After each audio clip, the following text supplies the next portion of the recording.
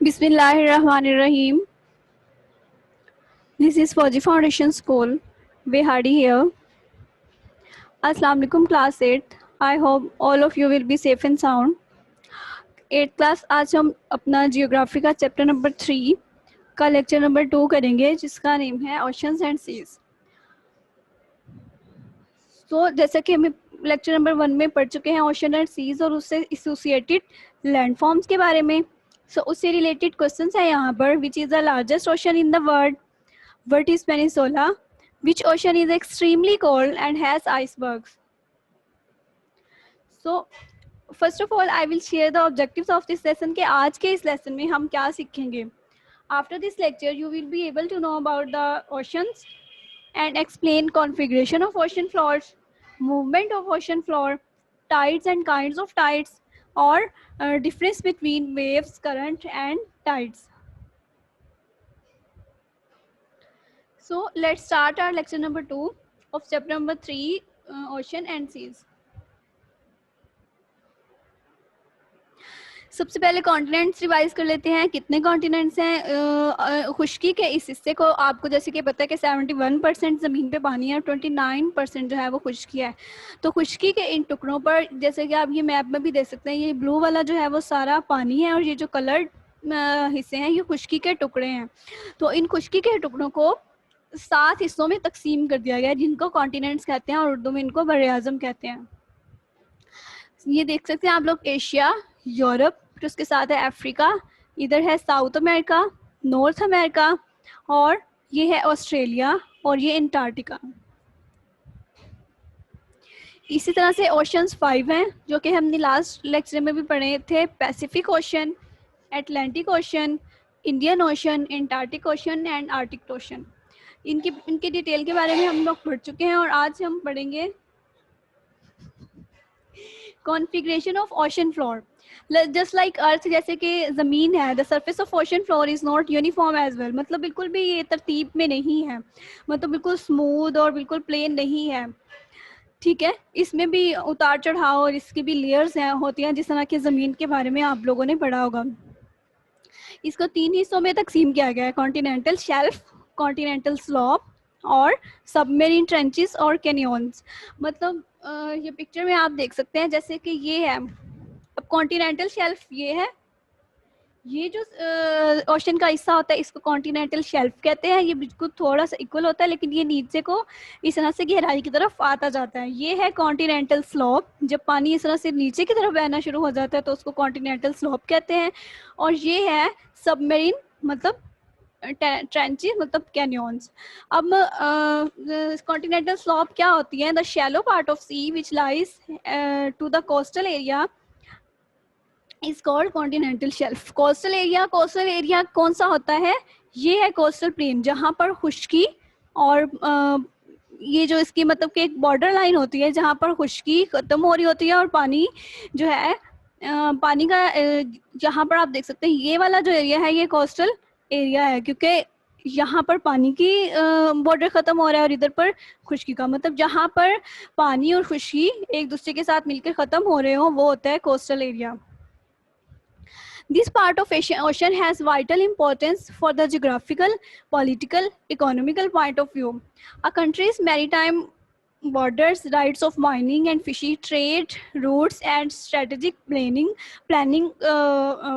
depends upon continental shelf. मतलब ये अगर कॉन्टिनेंटल शेल्फ है तो यहाँ पर मुल्कों की जो है फिशिंग होती है, माइनिंग के लिए उनको राइट्स होते हैं इस चीज़ के, और मतलब कि ये उस मुल्क का फिर सी का बॉर्डर होता है कि ये जितना एरिया कोस्टल एरिया जिस मुल्क की हदूद में होगा फिर उस मुल्क तो फिर उसके राइट्स भी जो है फिशिंग के राइट्स, माइनिंग के, मतलब वो फिर उसकी प्रॉपर्टी में होता है वो हिस्सा, ठीक है। उसके बाद है continental slope. The gentle sloping continental shelf ends at a steep slope which descend into the deep ocean. This is called continental slope. अब जो समंदर है गहरा होता है नीचे से, ठीक है, लेकिन वो गहरा कैसे होता है? एकदम से ही वो गहराई में नहीं चला जाता, मतलब आहिस्ता आहिस्ता पहले वो यहाँ से नीचे की तरफ बहना शुरू करता है, फिर उसके बाद यहाँ से गहरा हुआ, ये पिक्चर में आप देख सकते हैं, फिर उसके बाद इधर से, फिर उसके बाद इधर, मतलब एकदम से ही गहराई शुरू नहीं हो जाती, ठीक है। ये है continental slope.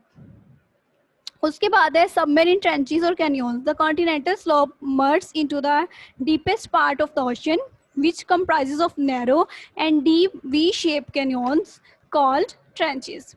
These trenches descend up to 10 kilometers underwater, मतलब कि ये 10 मीटर तक अंदर तक घुसी होती हैं, मतलब कि जहाँ यहाँ पर जो है, ये यहाँ पर ये जो मार्क किया हुआ यहाँ से, ये पानी ज़्यादा गहराई में होता है, मतलब इसमें ट्रेंच होती है, जो इसकी नीचे वाली सतह होती है वो ज़्यादा गहरी होती है। उसके बाद है oceanic ridges. The central portion of ocean is usually comprised of vast plain. This part has an average depth of 4,500 to 600 meters. Volcanoes are also found. This part has an average volcanoes are also found in this portion in the series of non-ending long ridge. This is called mid-oceanic ridge, formed by eruption of magma at the divergent plate boundary.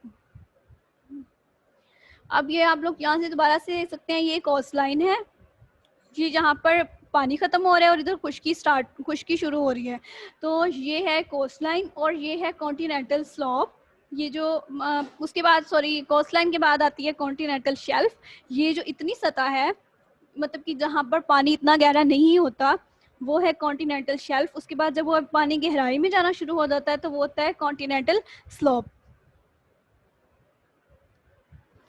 उसके बाद है movement of oceanic water. Movement of oceanic water never remains ocean water never remains stagnant. It tends to move. Main cause of this movement are waves, currents and tides. मतलब कि जो ocean water होते हैं वो हमेशा सिर्फ ठहरा हुआ नहीं रहता, वो मुंजमद नहीं होता, वो हरकत भी करता है इधर उधर, वेव्स की सूरत में, करंट की सूरत में और टाइड्स की सूरत में। तो वेव्स क्या होती हैं? The movement of surface water is called wave. The movement of, जब आपने देखा होगा अक्सर पानी के ऊपर वाली सतह तो होती है वो इस तरह से जिग जैग की शक्ल में मूव कर रही होती है, तो उसको क्या कहते हैं? उसको वेव्स कहते हैं। Waves in an ocean water are generated due to different natural factors. अब इसकी मुख्तलिफ वजूहात होती हैं कुदरती तौर पर। Actually it is movement of energy which is transferred in water particles from one to another. अब जब हम किसी भी चीज़ को मूव करते हैं, जस्ट लाइक हम पानी के ग्लास को भी एक जगह से दूसरी जगह मूव करते हैं तो वो हिलता है, और उसमें हम फोर्स या एनर्जी यूज़ करते हैं तो वो एक जगह से दूसरी जगह हम उसको मुंतकिल करते हैं। इसी तरह से फॉर एग्जांपल यहाँ से अगर इसको फोर्स मिली है, इसको एनर्जी मिली है इस वेव को, तो ये इससे आगे वाले में ट्रांसफ़र करेगी, इससे फिर आगे वाले में जाएगी, इससे फिर आगे वाले में जाएगी। इसी तरह से करते करते ये ओशन के एंड तक पहुँच जाती है और इसी तरह से ये बैकवर्ड मूवमेंट भी शुरू कर देती हैं। The top of the wave is called crest and bottom is called trough. जो टॉप वेव होती है वो क्रेस्ट कहलाती है एंड द बॉटम जो वेव होती है उसको क्या कहते हैं? Trough. The vertical distance between crest and trough is called wave height. जो इनमें वर्टिकल डिस्टेंस होता है, जो फासला होता है ये वाला, उसको क्या कहते हैं? उसको वेव हाइट कहते हैं। ये जो यहाँ से यहाँ तक का फासला होगा उसको, या फिर यहाँ से यहाँ तक होगा, उसको वेव हाइट कहा जाएगा। सॉरी, ये जो यहाँ से यहाँ तक होगा इसको वेव लेंथ कहेंगे, ठीक है। इनका जो दरमियानी फासला लंबाई होगी उसको वेव लेंथ कहेंगे, और ये जो होगा उसको वेव हाइट कहा जाएगा, ठीक है। The crest gets narrower as the wave travel towards the shallow waters of the coast. जैसे जैसे वो गहराई की तरफ जाता जाएगा, जो वो है कोस्ट लाइन है वहाँ की तरफ जाता जाएगा, its height increased and length decreases.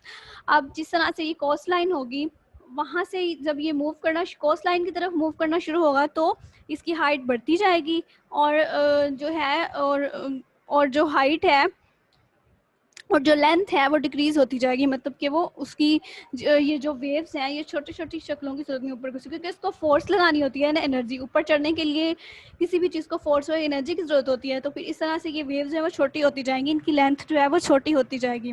The crest gets narrower and sharp. This is called breaker. इसको फिर जैसे एक जगह पर जाके ब्रेक लगाई जाती है, इस तरह से वो जो क्रेस्ट वेव्स होंगी वो नैरोअर और शार्प होती जाएंगी। So the sharp pointed crest travel ahead of the bottom part and breaks to make foam. तो मतलब वो फॉर्म बनाती है। This is called surf. मतलब वो जो हमें बीच पे जाग सी नजर आती है उसको सर्फ कहा जाता है। Winds are the main cause of generation generating waves. अब हवाएं जो हैं जो चलती हैं ओशन में वो भी बड़ी वजह है वेव्स बनाने की। साइक्लोन्स गिरदोबार जो बनते हैं एंड टॉर्नेडोज जो हैं वो सबसे बड़ी वजूहत होती हैं वेव्स बनाने की। Which originate and travel across the ocean also create waves. An earthquake near coastal area or beneath the ocean floor can also generate huge waves. अब earthquake अगर तो coastal area जैसे कि खुश्की के उसकी उस बॉर्डर पे आएगा तो वो भी जो या फिर ओशन फ्लोर के नीचे वाली सतह मतलब ओशन फ्लोर के नीचे वो पैदा होगा, तो ये भी बड़ी वजह है वेव्स को पैदा करने की। उसके बाद है करंट्स। करंट्स अब वो ये वो वाला करंट नहीं है जो कि हमें आमतौर पर हमें पता है कि जो बिजली के पैदा होने से हमें मिलता है। ये करंट है रिवर फ्लोज ऑन लैंड। अब दरिया पानी जो है वो ज़मीन पर बहता है। Similarly when the ocean water moves permanently in specific direction it is called current. अब जो ओशन वाटर है एक मुस्तकिल तौर पर एक मखसूस डायरेक्शन में जो वो बहता है तो उसको करंट कहा जाता है, और ये उसका जो दरमियानी हिस्सा होता है उसको करंट कहते हैं। The current which flows from equator to polar areas are called warm current. अब जब इक्वेटर से पोलर की तरफ बहता है वो वार्म करंट कहलाता है। Increase the temperature of coastal area Gulf Stream और along the eastern coast of North American in Atlantic Ocean is warm current. अब ये इसकी एग्जांपल है। The currents which flow from polar areas to equator are called cold current. अब जब पानी जो है इक्वेटर से पोलर एरिया की तरफ बढ़ता है तो वो वार्म करंट कहलाता है क्योंकि उसमें वार्म करंट पैदा होता है। तो उसके बाद जब वो इक्वेटर से जब पोलर एरिया जैसे कि बताते कि वो वो वाले ओशन जो हैं बहुत ज़्यादा ठंडे और जमे होते हैं, तो उस साइड से जब फिर इस साइड पे आता है पानी वापस जब ये एंटी क्लॉकवाइज अपना चक्कर काटता है तो फिर जो है ये कोल्ड करंट कहलाता है। इस तरह से current move clockwise in northern hemisphere and anti clockwise in the southern hemisphere. मतलब जब इक्वेटर से पोलर की तरफ जाता है तो इस साइड पे जब टेम्परेचर जो है वो ज़्यादा होता है तो वो वाला पानी जो है वो ठंडा होता है, तो वहाँ जाकर ये वाला ओशन पानी वाटर जो है वो उसमें जो करंट है वो वार्म करंट कहलाता है। इस तरह से a large current formed by joining of two currents is called drift. Where warm current meets cold currents, fog is produced which is harmful for the sailing ship. Causes of oceanic currents, causes इसकी है move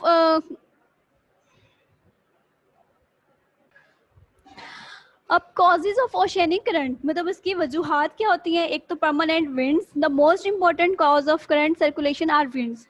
Winds force the ocean water to circulate in their general direction. Trade winds blow from east to west, while western winds blow from west to east. ठीक है, so the current move eastwards under trade winds and vice versa under western winds.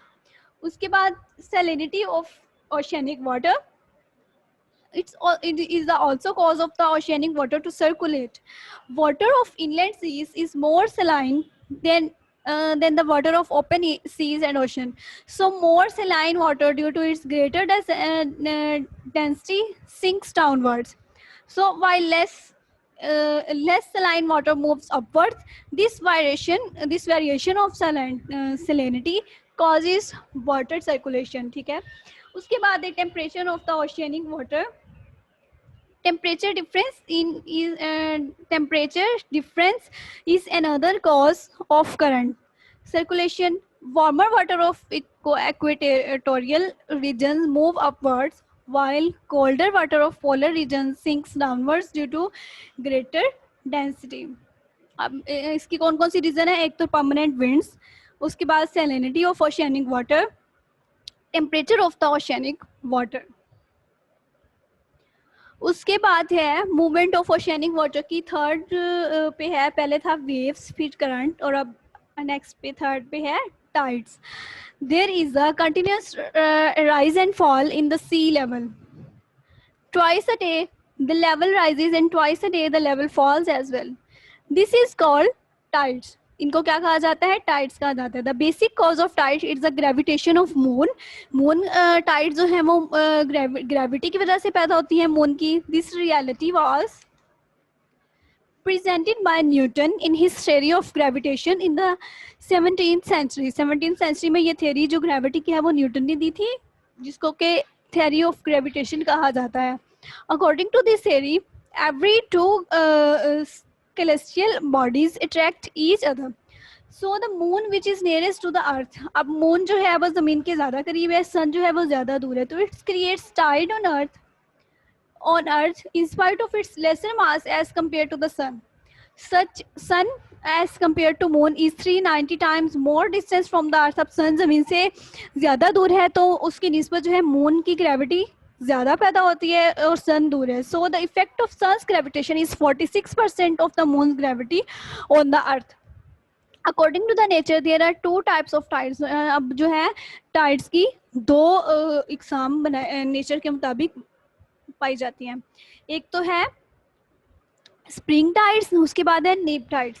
Spring tides क्या होती है? The earth spring tides होती है जब the earth revolves around the sun and moves revolves around the earth. अब ये तो आपको पता है कि ज़मीन जो है वो सूरज के गिर्द घूमती है और चांद जो है वो ज़मीन के गिर्द घूमता है. During this revolution it happens twice on the 1st and 14th date in the lunar month. अब ये इस्लामिक महीने के फर्स्ट को और लूनर मंथ के 1st और 14th डेट को होता है. That the moon, earth and sun are in the same plane. The combined gravitation of sun and moon, अब जब वो सन और सन चूँकि ज़्यादा दूर है लेकिन जब वो सेम प्लेन में आते हैं तो सन और moon creates very high tides in the sea. These are called spring tides. उसके बाद ये है स्प्रिंग टाइड्स. अब पिक्चर में देख सकते हैं ये सेम, ये सन है और ये मून है. अब इसकी टाइड्स जब अर्थ तक पहुँचेंगी तो वो कौन सी टाइड्स कहलाएंगी? जब इनकी ग्रेविटी जो है जमीन तक पहुंचेगी तो टाइड्स पैदा होंगी और वो कौन सी टाइड होगी? वो स्प्रिंग टाइड्स होंगी. उसके बाद है neap tides. Twice in the lunar month of 7th and 21st date. अब स्प्रिंग टाइड्स जो हैं वो 1st और 14th डेट को पैदा होती हैं और जो नीप टाइड्स हैं वो 7th and 21st डेट को. It happens that the moon and sun are perpendicular to each other, which reference to the earth. Gravitation of both bodies counteract each other, resulting in the creation of low tides in the seas. अब जो high tides हैं वो spring tides कहलाती हैं और जो लो tides हैं these are called neap tides. ये हैं ये स्प्रिंग टाइड्स हैं और ये नीप टाइड्स. अब जैसे कि मून जो है इधर है लेकिन सन जो है वो यहाँ पे है. अब है difference between waves, currents and tides. Winds, cyclones and earthquakes are major causes of generation of waves in the stagnant water. When winds force to the ocean water to move in a specific direction, this movement is called current. जब cyclone, earthquake ये जो है waves पैदा करते हैं खड़े हुए मुंजमद पानी में, ठीक है.